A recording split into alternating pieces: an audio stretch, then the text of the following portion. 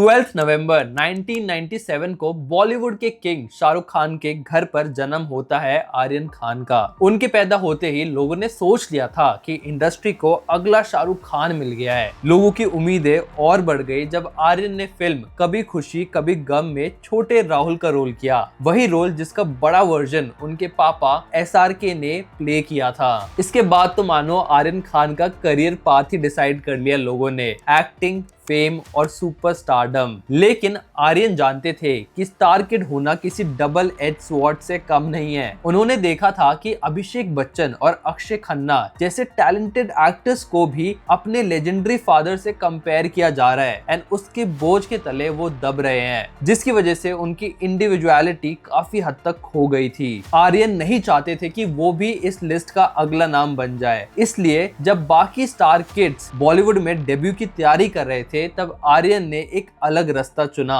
वो अब्रॉड चले गए, फेम के लिए नहीं बल्कि अपना खुद का बिजनेस एम्पायर बनाने के लिए। उन्होंने अपनी खुद की कंपनी स्टार्ट करी जिसका नाम रखा स्लैब वेंचर्स, जिसके अंदर पहले उन्होंने लॉन्च करी डेवॉल और फिर लॉन्च करी डेवॉल एक्स। आज के वीडियो में मैं तुम्हें आर्यन खान के बिजनेस के बारे में डिटेल में बताऊंगा कि उनका बिजनेस मॉडल क्या है, वो कौन कौन से बिजनेसेस कर रहे हैं, कौन सा बिजनेस कैसे परफॉर्म कर रहा है, उनके कॉम्पिटिटर्स कौन है और कैसे वो अपने बिजनेसेस के थ्रू हर महीने करोड़ों रुपए कमा रहे हैं। इनफैक्ट हम लोग उनके recent Netflix shows bastards of Bollywood के बिजनेस साइड को भी डिटेल में डिस्कस करेंगे, तो इस वीडियो को एंड तक जरूर देखना। Hi guys, my name is Hrithik Mahlawat. I am a business analyst and strategist and इस चैनल पर मैं टॉप यूट्यूबर्स एंड सेलिब्रिटीज के बिजनेस को डिटेल में डिकोड करता हूं। अगर आपको ऐसा कंटेंट पसंद आता है तो मेरे चैनल को सब्सक्राइब करना बिल्कुल मत भूलना। आर्यन खान फिल्म इंडस्ट्री के पहले ऐसे स्टार किड नहीं थे जिनका जन्म एक नॉर्मल सेलिब्रिटी के घर नहीं बल्कि एक सुपरस्टार के घर पर हुआ है। उनसे पहले अमिताभ बच्चन के घर अभिषेक बच्चन, राज कपूर के घर ऋषि कपूर और विनोद खन्ना के घर अक्षय खन्ना जैसे स्टार किड्स भी पैदा हुए थे।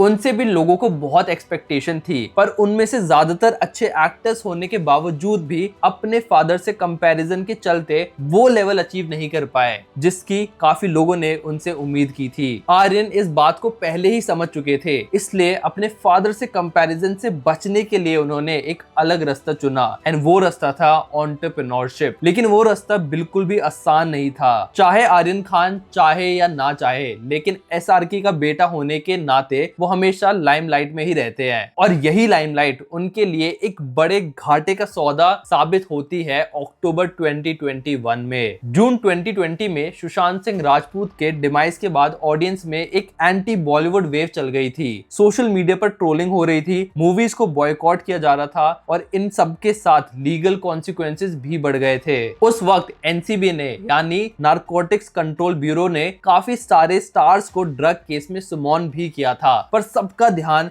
इसकी तरफ तब गया जब 3 अक्टूबर 2021 को NCB ने आर्यन खान को और उनके साथ उनके 6 दोस्तों को एक क्रूज पार्टी में ड्रग्स करते हुए अरेस्ट कर लिया। उन्हें 25 दिन तक मुंबई सेंट्रल जेल में रखा गया, जहां उनकी जो बेल एप्लीकेशन थी 4 बार रिजेक्ट करी गई। 28 अक्टूबर को फाइनली उनको बेल मिल गई और मई 2020 में आर्यन खान को सभी चार्जेस से क्लियर कर दिया गया। ये पीरियड छोटा जरूर था, लेकिन इसने उनकी इमेज पर एक बहुत बुरा असर डाला था। आर्यन खान को लीगल क्लियरेंसेस मिल गई थी, लेकिन लोगों का भरोसा उनसे उठ चुका था। SRK का बेटा होने के बावजूद जो लैमलाइट और पब्लिसिटी उन्हें मिली थी, वो अब क्रिटिसिज्म और ट्रोलिंग में बदल चुकी थी। ऐसा लग रहा था जैसे उनके करियर पर शुरू होने से पहले ही किसी ने फुल स्टॉप लगा दिया हो। सारे ऑड्स के अगेंस्ट आर्यन ने 2022 में बंटी सिंह और लिटी के साथ मिलकर स्लैब वेंचर्स नाम से अपना पहला बिजनेस लॉन्च किया।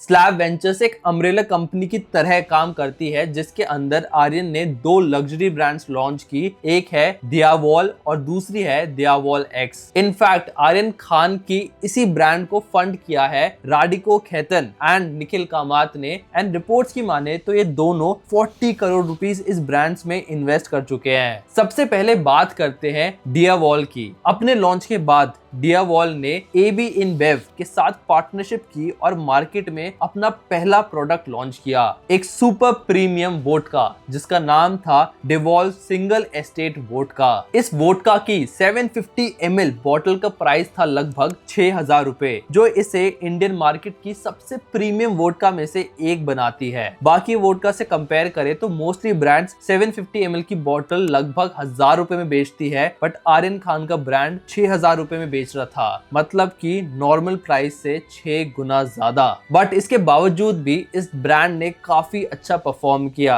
ये एक प्रीमियम वोडका के सेगमेंट में चला गया। इंडियन मार्केट में अच्छा परफॉर्म करने के बाद डियावॉल ने अपना एक्सपेंशन ऑस्ट्रेलिया, यूएई और यूके के मार्केट तक बढ़ाया और अब ये ब्रांड अमेरिकन और यूरोपियन मार्केट में भी एंट्री लेने की तैयारी कर रहा है। फॉरेन मार्केट में डियावॉल के लिए सबसे इंपॉर्टेंट रोल दो चीजों ने प्ले किया। पहला, आर्यन खान के फादर शाहरुख खान का ग्लोबल रिकॉग्निशन, जो ब्रांड को वर्ल्ड वाइड क्रेडिबिलिटी देता है, और दूसरा इस वोडका को मिलने वाले इंटरनेशनल अवार्ड्स, जिन्होंने ब्रांड की क्वालिटी को एक अलग ही पहचान दे दी। सिंगापुर वर्ल्ड स्पिरिट कंपटीशन 2024 में डियावॉल को एक्सेप्शनल क्वालिटी के लिए डबल गोल्ड मेडल्स दिए गए। International wine and spirit award 2024 में gold medal, Asia international spirits competition 2024 में भी गोल्ड मेडल मिला और इनके अलावा टोटल 25 इंटरनेशनल अवार्ड्स मिल चुके हैं इस वोडका की बोतल को। इन सब के बाद डियावॉल एक वेल नोन इंटरनेशनल ब्रांड बन चुकी है।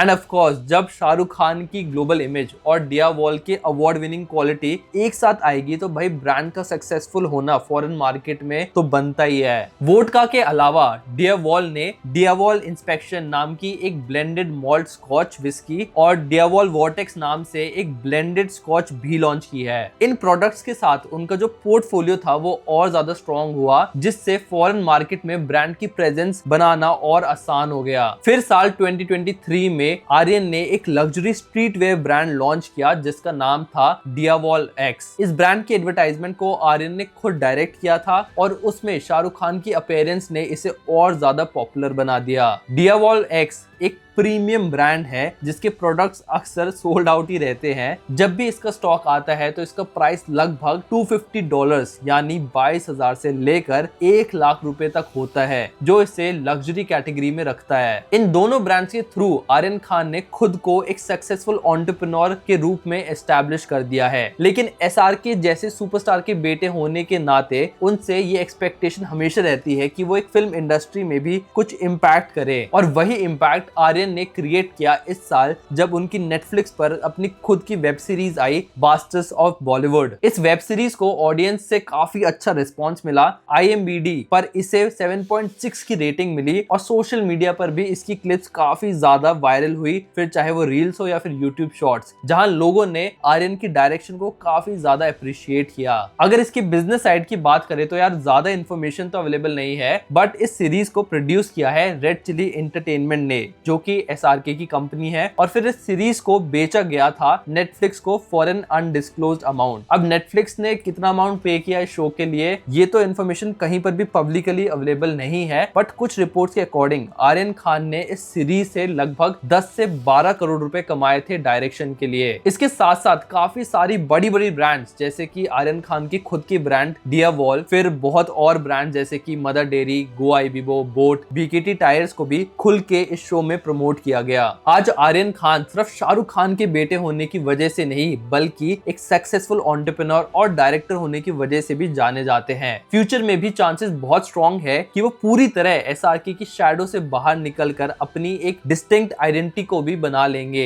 आर्यन खान ने छोटी सी उम्र में बहुत बड़ी अचीवमेंट्स हासिल की है, फिर चाहे वो एक सक्सेसफुल एंटरप्रेन्योर के रूप में हो या फिर एक प्रॉमिसिंग डायरेक्टर के तौर पर। उन्होंने प्रूव कर दिया है कि वो सिर्फ एक सुपरस्टार के बेटे नहीं बल्कि अपने दम पर खुद अपना ब्रांड बना सकते हैं। एंड ये सब बोलने के मेरे को कोई भी पैसे नहीं मिले, this is not at all a sponsored video. जितना भी मैंने इंटरनेट पर सर्च किया उनके बिजनेस के बारे में या फिर उनके शो के बारे में जो नेटफ्लिक्स पर आया था, मेरे को सिर्फ और सिर्फ पॉजिटिव रिव्यूज ही मिले। बाकी अगर आपको ऐसा कंटेंट पसंद आता है तो मेरे चैनल को सब्सक्राइब करना मत भूलना। अगर आपको वीडियो अच्छी लगी तो लाइक करना मत भूलना और कमेंट सेक्शन में मेरे को जरूर बताना कि मैं नेक्स्ट किसका बिजनेस डिकोड करूं, किसका बिजनेस आपको जानना है। I will see you guys in the next video. Okay, thank you, bye.